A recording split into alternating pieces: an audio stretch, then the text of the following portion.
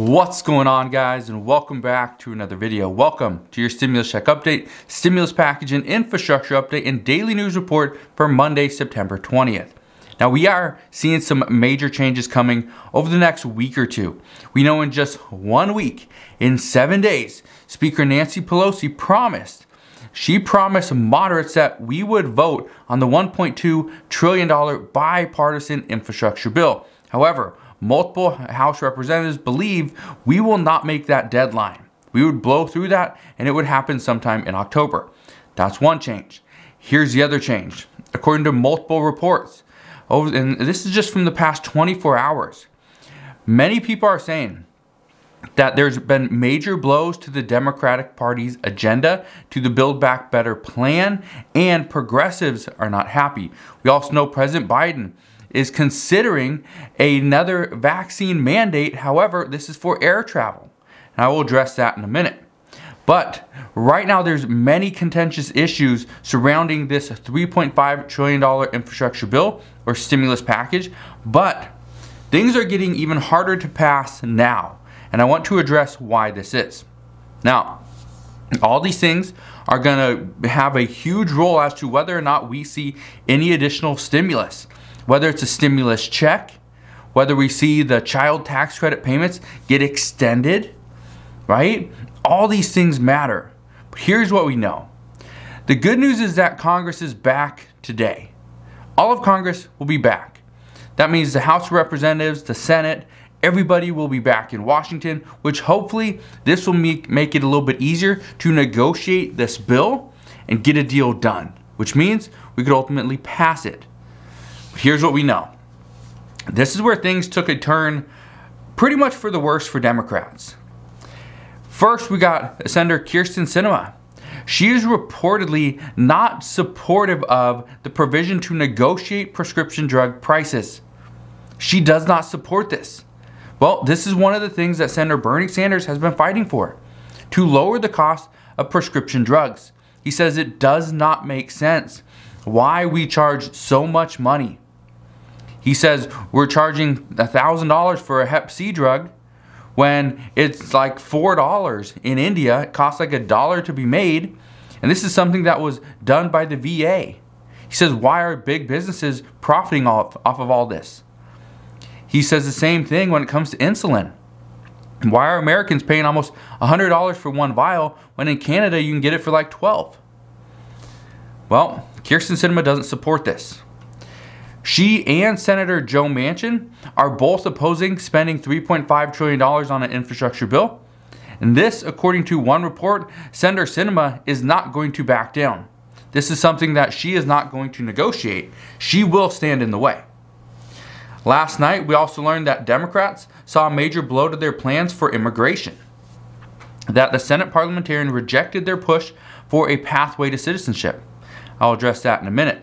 And then we also know right now that Senator Joe Manchin, he is saying privately, not really publicly yet, but privately, he is going to push to pretty much suspend the discussions on the $3.5 trillion infrastructure bill until 2022. These are big changes. These are major changes that will affect all of us. We also have some word on the debt ceiling increase as well, and I'll get to that in just a minute. But here's one of the things you need to understand.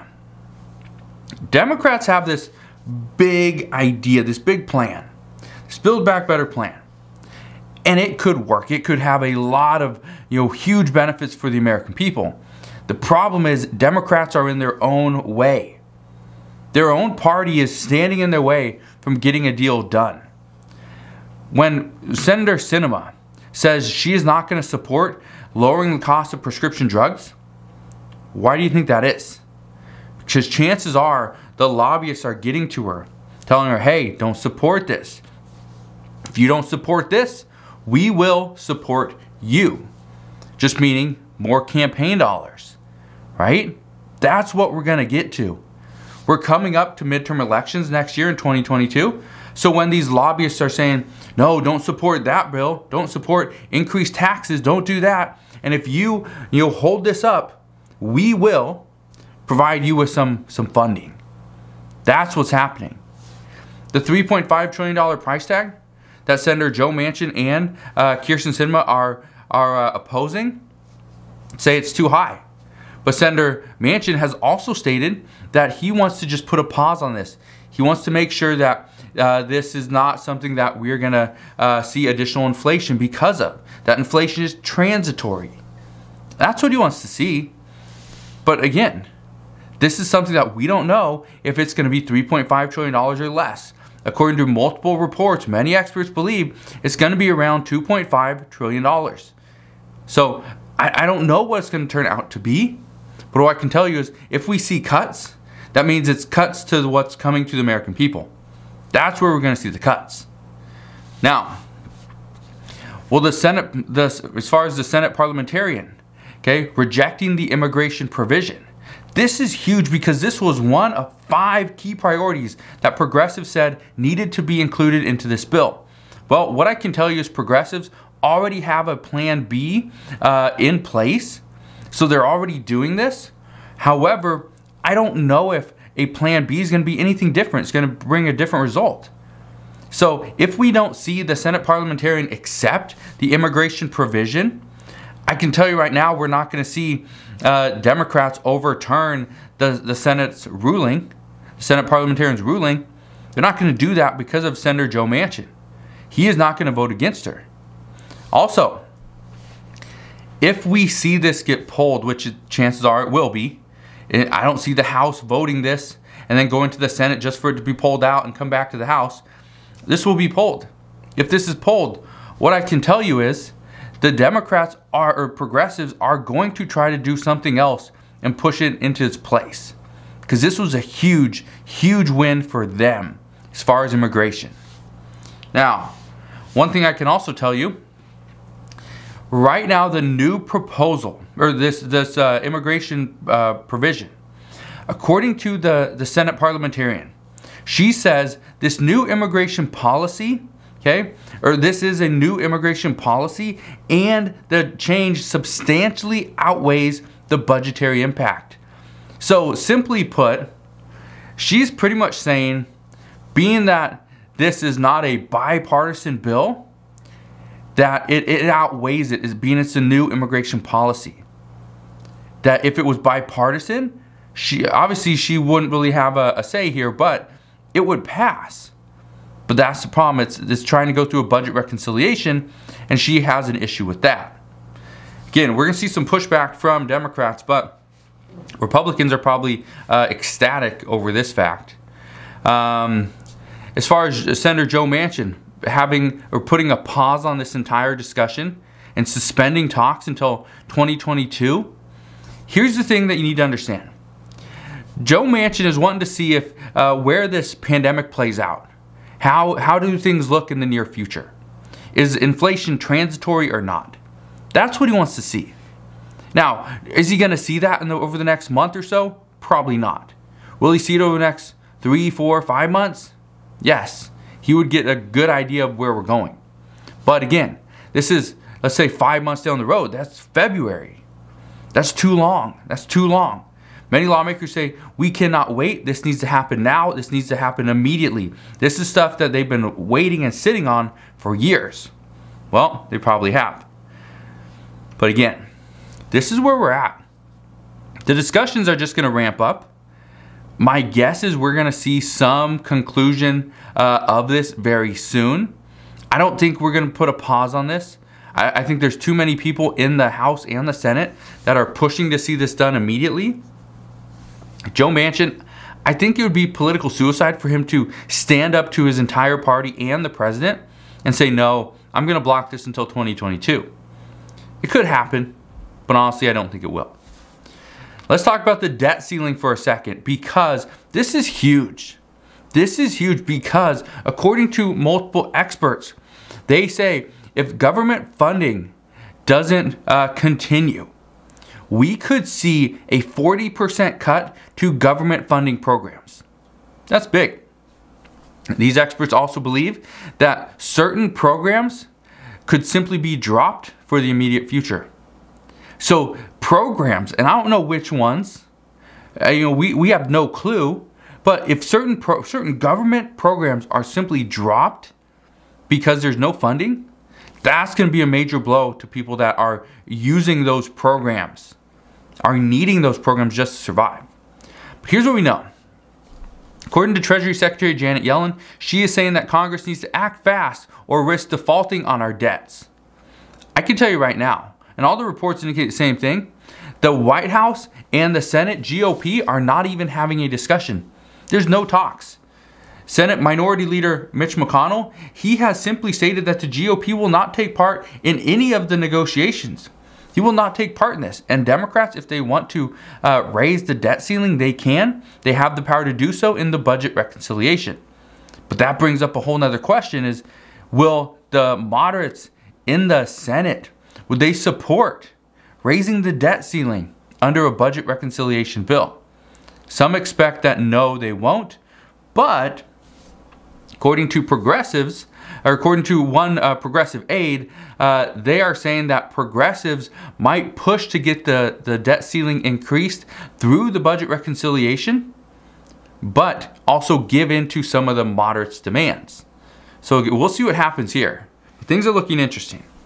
Right now, both parties feel that the other party is at fault, and so they do not want to do something where it's just one part, it's just on one party. So right now, Democrats don't want to be like, okay, we're going to put it into the budget reconciliation bill, because then all the responsibility technically would be on them. They don't want to do that, especially 1 year before the midterm elections. So, as I know more there, I promise I'll fill you in on that update. But again, this is interesting what's going to happen. This will be the first time in history that we've defaulted on our debts. This is not a good position to be in. Now in COVID news, we actually have some good news here. Pfizer is now saying that the vaccine is safe for children ages 5 to 11 years old. They say it actually shows robust antibody response. Pfizer is actually the first to talk about the vaccine for this age group, which is good, right? But they say they will submit to the FDA for their emergency use authorization very soon. And the FDA says once data is actually submitted, they could authorize a vaccine within a few weeks. That is all good news. Now, whether you support this vaccine or not, honestly, I think it does need a little bit more work. We need to see it go through the final trial.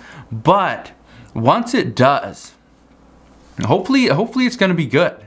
Hopefully this will be good. I think it's about a third the size of the third dose. Okay, so it's like instead of 30 micrograms or something like that, it's like I think it's 10. So it's a third of the dose for children 12 and older. So it's pretty much just a smaller dose is all it is. But they're still trying to get some data to come through.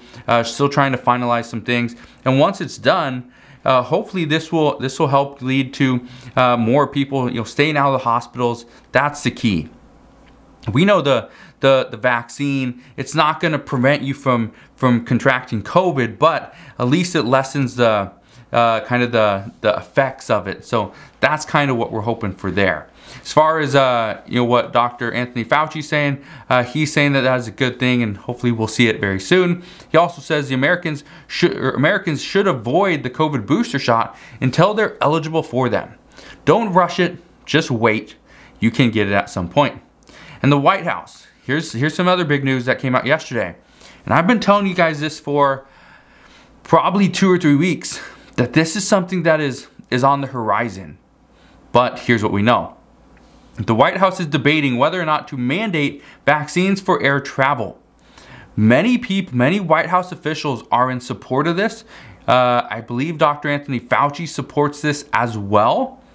But according to the White House, this is something they do not want to do. Some say this would be government overreach, and airlines would most likely push back, as this would greatly reduce the amount of people flying. What we know is that the government, the White House, they are in support of airlines. We've seen many presidents bail out the airlines over the years. President Obama did it back in 2008. We saw a lot of stuff happen, I think back in 2001. Right? We've seen additional resources go to airlines for many times, many years. Billions and billions of dollars. So having airlines is obviously extremely important, but the White House doesn't want to overstep. So let me know what you guys think there, because obviously we've seen vaccine mandates for businesses with less than 100 or more than 100 people. So let me know what your thoughts are on that.